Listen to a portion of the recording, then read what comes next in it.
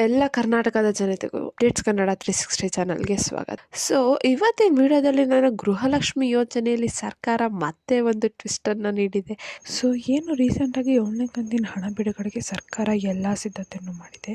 So 7ನೇ ಕಂತಿನ ಹಣ first ವಾರದಲ್ಲೇ release ಆಗುತ್ತೆ. ಸೊ ಅದಕ್ಕಿಂತ ಮುಂಚೆ ಎಲ್ಲರೂ ಚೇಂಜಸ್ನ ಮಾಡಿಸ್ಕೊಳ್ಳಿ. ನೀವೇನಾದರೂ ನಮ್ಮ ಚಾನಲ್ಗೆ ಸಬ್ಸ್ಕ್ರೈಬ್ ಮಾಡ್ಕೊಂಡಿಲ್ಲ ಅಂದರೆ ದಯವಿಟ್ಟು ಚಾನಲ್ಗೆ ಸಬ್ಸ್ಕ್ರೈಬ್ನ ಮಾಡ್ಕೊಳ್ಳಿ, ಹಾಗೆ ವಿಡಿಯೋನ ಆದಷ್ಟು ಶೇರ್ ಮಾಡಿ. ಸೊ ನಾನು ಮುಂಚೆನೇ ತಿಳಿಸ್ದಂಗೆ ಗೃಹಲಕ್ಷ್ಮಿ ಯೋಜನೆಯಲ್ಲಿ ರೀಸೆಂಟಾಗಿ ಬಿಟ್ಟಿರೋ ಅಪ್ಡೇಟ್ ಅಂದರೆ NPCIನ ಮಾಡಿಸ್ಕೊಳ್ಳೋದು.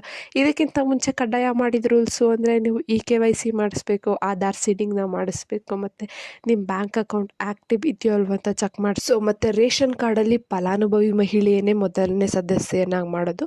ಸೊ ಇಷ್ಟೆಲ್ಲ ರೂಲ್ಸ್ನ ಹಿಂದೆ ತಂದಿದ್ರು. ಇವಾಗ ರೀಸೆಂಟಾಗಿ ತಂದಿದ್ದು ಅಂದರೆ NPCIನ ಮಾಡಿಸ್ಕೊಳ್ಳೋದು. NPCIನ ಮಾಡೋದು ಒಂದು ಈಗ ರೀಸೆಂಟ್ ರೂಲ್ಸ್ ಆದರೆ ಮತ್ತೆ ಒಂದು ರೂಲ್ಸ್ನ ತಂದಿದೆ ಸರ್ಕಾರ. ಸೊ ಇದನ್ನು ಮಾಡಿಸಿಲ್ಲ ಅಂದರೆ ನಿಮಗೆ ಗೃಹಲಕ್ಷ್ಮಿ ಯೋಜನೆಯ ಮುಂದಿನ ಕಂತಿನ ಹಣ ಬರಲ್ಲ. ಸೊ ಯಾಕೆ ಈ ಥರ ಮಾಡಿದ್ರು ಸರ್ಕಾರ ಅಂತ ಹೇಳ್ತೀನಿ. ಯಾಕಂದರೆ ಈಗ ರೀಸೆಂಟಾಗಿ ಒಂದು ಲಿಸ್ಟನ್ನು ಬಿಟ್ಟಿದ್ರು, ಯಾರ್ಯಾರೆಲ್ಲ ಮಹಿಳೆಯರು GST ಮತ್ತು ಟ್ಯಾಕ್ಸ್ನ ಪೇ ಮಾಡ್ತಾರಲ್ಲ, ಸೊ ಇನ್ಕಮ್ ಟ್ಯಾಕ್ಸ್ನ, ಸೊ ಅಂಥವ್ರದ್ದೆಲ್ಲ ಒಂದು ಲಿಸ್ಟನ್ನು ರಿಲೀಸ್ ಮಾಡಿಬಿಟ್ಟು ಸ್ವಂತ ಫಲಾನುಭವಿ ಮಹಿಳೆಯರ ಅಪ್ಲಿಕೇಶನ್ನ ರಿಜೆಕ್ಟ್ನ ಮಾಡಿದ್ರು. ಏನಕ್ಕಾಗಿ ರಿಜೆಕ್ಟ್ ಮಾಡೋದಂದರೆ, ಸೊ ಸರ್ಕಾರ ಅಪ್ಲಿಕೇಶನ್ ಹಾಕೋಕ್ಕಿಂತ ಮುಂಚೆನೇ ತಿಳಿಸಿತ್ತು. ಸೊ ಯಾರ್ಯಾರೆಲ್ಲ ಮಹಿಳೆಯರು ಇನ್ಕಮ್ ಟ್ಯಾಕ್ಸ್ನ ಪೇ ಮಾಡ್ತಿದ್ರು, ಸೊ ಅಂಥವ್ರು ಯಾರನ್ನು ಅಪ್ಲಿಕೇಶನ್ ಹಾಕಬಾರ್ದು ಅಂತ. ಇದಕ್ಕೂ ಮೀರಿ ಬರೋಬ್ಬರಿ ಆ್ಯಕ್ಚುಲಿ ಗೃಹಲಕ್ಷ್ಮಿ ಯೋಜನೆಗೆ ಅಪ್ಲಿಕೇಶನ್ ಬಂದಿರೋದು ಕೋಟಿಯಲ್ಲಿ ಬಂದಿತ್ತು. ಸೊ ಇದರಲ್ಲಿ ಬರೋಬ್ಬರಿ ಇನ್ನು 4ರಿಂದ 5 ಲಕ್ಷ ಮಹಿಳೆಯರಿಗೆ ಒಂದು ಕಂತಿನ ಹಣನೂ ಸಿಕ್ಕಿಲ್ಲ. ಸೊ ಇದನ್ನು ತಡೆಗಟ್ಟಬೇಕು ಅಂತಲೇ ಸರ್ಕಾರ ಪ್ರತಿ ತಿಂಗಳು ಹೊಸ ರೂಲ್ಸ್ನ ತರ್ತಿದೆ. ಅದರಲ್ಲೂ NPCI ಒಂದು ಅದೇ ಥರ. ಯಾಕಂದರೆ NPCI ಮಾಡಿಸಿ ಅಪ್ಲಿಕೇಶನ್ನ ಮತ್ತೆ ಅವರು ವೆರಿಫೈ ಮಾಡೋರು. ಆವಾಗ ಇನ್ನು ಯಾರ್ಯಾರೆಲ್ಲ ಮಹಿಳೆಯರಿಗೆ ಇನ್ನು ಪೆಂಡಿಂಗ್ ಹಣ ಬಂದಿರಲಿಲ್ಲ ಅಂಥವ್ರಿಗೆ ಹಣ ಹಾಕೋಕ್ಕೆ ಸರ್ಕಾರ ಟ್ರೈ ಮಾಡ್ತಿತ್ತು. ಆದರೆ ಇವಾಗ ಮತ್ತೆ ಒಂದು ತಂದಿರೋ ರೂಲ್ಸ್ ಏನು, ಸೊ ಈಗ ರೀಸೆಂಟಾಗಿ ಒಂದು ಲಿಸ್ಟನ್ನು ರಿಲೀಸ್ ಮಾಡ್ತು. ಸೊ ಅದರಲ್ಲಿ ಯಾರ್ಯಾರೆಲ್ಲ ಮಹಿಳೆಯರು GST ಮತ್ತು ಇನ್ಕಮ್ ಟ್ಯಾಕ್ಸ್ನ ಪೇ ಮಾಡ್ತಿದ್ದಾರಲ್ಲ, ಸೊ ಅಂಥವ್ರದ್ದು ಲಿಸ್ಟನ್ನು ಒಂದು ಬಿಡುಗಡೆ ಮಾಡಿತ್ತು, ಐಡೆಂಟಿಫೈ ಮಾಡಿಬಿಟ್ಟು ಸರ್. ಅದ್ರ ಜೊತೆನೇ ಕೂಡ ಯಾರ್ಯಾರೆಲ್ಲ ಇನ್ನು ಅರ್ಹ ಫಲಾನುಭವಿಗಳಿರ್ತಾರಲ್ಲ ಅದರದ್ದು 26,000 ಮೆಂಬರ್ಸು ಆ ಲಿಸ್ಟಿಗೆ ಜಾಯ್ನ್ ಆಗಿಬಿಟ್ಟಿದ್ದು. ಸೊ ಅಂಥವ್ರಿಗೆಲ್ಲ ಹಣ ಬರಬೇಕಂದ್ರೆ ಏನು ಮಾಡಬೇಕಂದ್ರೆ ನೀವು ಒಂದು ಸೆಲ್ಫ್ ಡಿಕ್ಲರೇಷನ್ ನೋಟಿಸ್ನ ಕೊಡಬೇಕು. ಅಂದರೆ IT ಮತ್ತು ಅಂದರೆ ಇನ್ಕಮ್ ಟ್ಯಾಕ್ಸ್ ಪೇ ಮಾಡ್ತಿಲ್ಲ ಅಂತ ಒಂದು ದೃಢೀಕರಣ ಪತ್ರನ ನೀವು ಸಲ್ಲಿಸಬೇಕು. ಆವಾಗಷ್ಟೇ ಕೂಡ ನಿಮಗೆ ಗೃಹಲಕ್ಷ್ಮಿ ಯೋಜನೆ ಹಣ ಸಿಗುತ್ತೆ. ಸೊ ಆ ಏನು 26,000 ಮಹಿಳೆಯರಲ್ಲಿ ನಿಮ್ಮದು ಏನಾದರೂ ಆ ನೇಮ್ ಇತ್ತು ಅಂದರೆ ನಿಮಗೆ ಮುಂದಿನ ಕಂತಿನ ಹಣ ಬರಲ್ಲ. ಯಾಕಂದರೆ ಅಪ್ಲಿಕೇಶನ್ನ ರದ್ದು ಮಾಡಿದ್ದಾರೆ. ಸೊ ಇದೀಗ ಈ ಸಮಸ್ಯೆಯನ್ನು ನೀವು ಪರಿಹರಿಸ್ಕೋಬೇಕು ಅಂದರೆ ನೀವು ಸರ್ಕಾರ ಮತ್ತೊಂದು ಕ್ರಮನ ಕೈಗೊಂಡಿದೆ. ಸೊ ಮಹಿಳೆಯರು ಯಾರೆಲ್ಲ IT ಅಥವಾ GST ಪೇ ಮಾಡ್ತಿಲ್ಲ ಅಂತ ಇದ್ದರೆ, ಸೊ ಅಂಥವ್ರು ಏನು ಮಾಡಬೇಕು ಅಂದರೆ ನೀವೇ ಒಂದು ದೃಢೀಕರಣ ಪತ್ರನ ಸಲ್ಲಿಸಬೇಕು. ಸೊ ಪತ್ರನ ಎಲ್ಲಿ ಸಲ್ಲಿಸಬೇಕು ಅಂತ ತಿಳಿಸ್ಕೊಡ್ತೀನಿ. ಸೊ ಅದಕ್ಕಿಂತ ಮುಂಚೆ ಯಾರೆಲ್ಲ ಇನ್ನು ನಮ್ಮ ಚಾನಲ್ಗೆ ಸಬ್ಸ್ಕ್ರೈಬ್ ಮಾಡ್ಕೊಂಡಿಲ್ಲ ಅಂದರೆ ದಯವಿಟ್ಟು ಸಬ್ಸ್ಕ್ರೈಬ್ನ ಮಾಡಿ. ದೃಢೀಕರಣ ಪತ್ರನ ಎಲ್ಲಿ ಸಲ್ಲಿಸಬೇಕು ಅಂದರೆ ನೀವು IT ಪಾವತಿ ಮಾಡ್ತಿಲ್ಲ ಎನ್ನುವ ದೃಢೀಕರಣ ಪತ್ರವನ್ನು ಹತ್ತಿರದ ನೀವು ಶಿಶು ಅಭಿವೃದ್ಧಿ ಇಲಾಖೆಯ ಕಚೇರಿಗೆ ಸಲ್ಲಿಸಬೇಕು. ಸೊ ಇಲ್ಲಿ ಏನಾಗುತ್ತೆ ಅಂದರೆ ನಿಮ್ಮ ದಾಖಲೆ ಪರಿಶೀಲನೆ ಮಾಡುತ್ತೆ.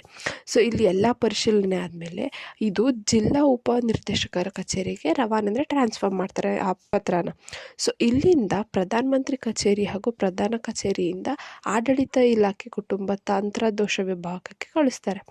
ಸೊ ಹಾಗೂ ಇಲ್ಲಿ ಅರ್ಜಿ ಪರಿಶೀಲನೆ ನಡೆಸಿ ಒಂದು ವೇಳೆ ಏನಾದರೂ ಮಹಿಳೆಯರು ನಿಜಕ್ಕೂ ಗೃಹಲಕ್ಷ್ಮಿ ಯೋಜನೆಗೆ ಅರ್ಹರಿದ್ದಾರೆ ಅಂದರೆ ಅಂಥವ್ರಿಗೆ ಹಣನ ಅಂದರೆ 7ನೇ ಕಂತಿನ ಹಣನ ಜಮಾ ಮಾಡ್ತಾರೆ. ಅಂಥವ್ರಿಗೆ ಇವಾಗ ಯಾರ್ದೆಲ್ಲ ಲಿಸ್ಟಲ್ಲಿ ಇದೆಯಲ್ಲ ನೀವು, ಸೊ ಅಂಥವ್ರಿಗೆ 6ನೇ ಕಂತಿನ ಹಣನ ಜಮಾ ಮಾಡಿರಲ್ಲ. ಸೊ ಅಂಥವ್ರಿಗೆ ಒಟ್ಟಿಗೆ 7ನೇ ಕಂತಿನ ಜೊತೆನೇ 6ನೇ ಕಂತಿನ ಹಣನೂ ಕೂಡ ಜಮಾ ಮಾಡಿ ಇದೆ. ಇಷ್ಟೆಲ್ಲ ಅಪ್ಲಿಕೇಶನ್ ನಿಮ್ಮದು ವೆರಿಫೈ ಆಯಿತು ಅಂದರೆ, ಸೊ ನಿಮ್ಮ ಹೆಸರು ಒಂದ್ಸಲ ಏನಾದರೂ ಸರ್ಕಾರ ಡೇಟಾಬೇಸ್ನಲ್ಲಿ ಸೇರ್ಕೊಬಿಟ್ರೆ ನಿಮಗೆ ನೆಕ್ಸ್ಟ್ ಕಂತಿನ ಹಣ ಯಾವುದೇ ಸಮಸ್ಯೆ ಇಲ್ಲದೆ ಹಾಕ್ತಾರೆ. ಈ ನೇಮು ನಿಮ್ಮದು ಸರ್ಕಾರದವರು ಡೇಟಾಬೇಸ್ ಅಂದರೆ ಅರ್ಹರ ಪಟ್ಟಿಗೆ ಸೇರ್ಕೋಬೇಕಂದ್ರೆ ನೀವು ಇಷ್ಟೆಲ್ಲ ಚೇಂಜಸ್ನ ಮಾಡ್ಕೋಬೇಕಂದ್ರೆ ನೀವು ಟ್ಯಾಕ್ಸ್ನ ಪೇ ಮಾಡ್ತಿಲ್ಲ ಅಂತ ಒಂದು ಸೆಲ್ಫ್ ಡಿಕ್ಲರೇಷನ್ನ ಕೊಡಬೇಕು. ಸೊ ಯಾರು ಕೊಡಬೇಕಪ್ಪ ಅಂದರೆ ಯಾರ್ಯಾರೆಲ್ಲ ಇನ್ಕಮ್ ಟ್ಯಾಕ್ಸ್ನ ಪೇ ಮಾಡ್ತಿದ್ದೀರಾ ಮತ್ತು ಯಾರ್ಯಾರೆಲ್ಲ GST ಪೇ ಮಾಡ್ತಿದ್ದೀರಾ ಅಂಥವ್ರು ಅಪ್ಲಿಕೇಶನ್ನ ಹಾಕಿದ್ದೀರಾ. ಸೊ ಅಂಥವ್ರು ಹಣ ಬರಲ್ಲ, ಅವರು ಖಂಡಿತವಾಗಿ ಅವ್ರಿಗೆ ಹಣ ಹಾಕಲ್ಲ ಸರ್ಕಾರದವರು. ಬಟ್ ಅಂಥವ್ರ ಲಿಸ್ಟಿಗೆ ಯಾರ್ಯಾರೆಲ್ಲ ಪೇ ಮಾಡ್ತಿಲ್ಲ, ಇನ್ಕಮ್ ಟ್ಯಾಕ್ಸ್ನ ಕಟ್ತಿಲ್ಲ, GSTನ ತೆರಿಗೆ ಪಾವತಿ ಮಾಡ್ತಿಲ್ಲ, ಸೊ ಅಂಥವ್ರ ನೇಮ್ ಸೇರ್ಕೊಬಿಟ್ಟಿದೆ ಮಿಸ್ ಆಗಿಬಿಟ್ಟು ಸರ್ಕಾರದ ಒಂದು ಟೆಕ್ನಿಕಲ್ ಇಶ್ಯೂಸಿಂದ. ಸೊ ಅಂಥವ್ರು ನಿಮ್ಗೆ ಹಣ ಬರಬೇಕಂದ್ರೆ ನೀವೇ ಹೋಗ್ಬಿಟ್ಟು ಈ ದೃಢೀಕರಣ ಪತ್ರನ ಸಲ್ಲಿಸಬೇಕು ಸರ್ಕಾರಕ್ಕೆ. ಸೊ ಅದಕ್ಕೇ ಒಂದು ಸಲ ಏನಾದರೂ ನಿಮ್ಮದು ಕಟ್ತಿಲ್ಲ ಅಂತ ಒಂದು ಖಾತ್ರಿ ಆಯಿತು ಅಂದರೆ ಸರ್ಕಾರದವರು ನೆಕ್ಸ್ಟ್ ಕಂತಿನ ಹಣನ ಯಾವುದೇ ಪ್ರಾಬ್ಲಮ್ ಇಲ್ಲ ಅಂತ ಹಾಕಿಬಿಡ್ತಾರೆ.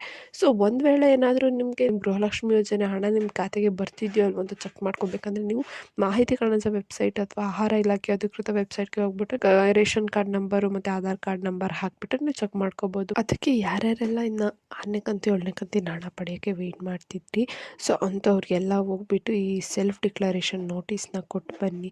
ಸೊ ಒಂದ್ಸಲ ಅದು ವೆರಿಫೈ ಆಯಿತು ಅಂದರೆ ನಿಮಗೆ ಯಾವುದೇ ಪ್ರಾಬ್ಲಮ್ ಇಲ್ದೇ ಗೃಹಲಕ್ಷ್ಮಿ ಯೋಜನೆ ಹಣ ಸಿಗುತ್ತೆ.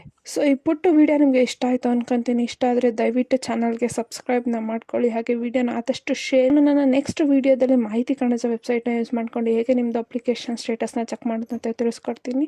ಸೊ ಅಲ್ಲಿವರೆಗೂ ವಿಡಿಯೋಗೆ ಲೈಕ್ ಕೊಟ್ಬಿಟ್ಟು ವಿಡಿಯೋನ ಶೇರ್ ಮಾಡಿ ಅಂತ ಕೇಳ್ತಾ ಧನ್ಯವಾದಗಳು.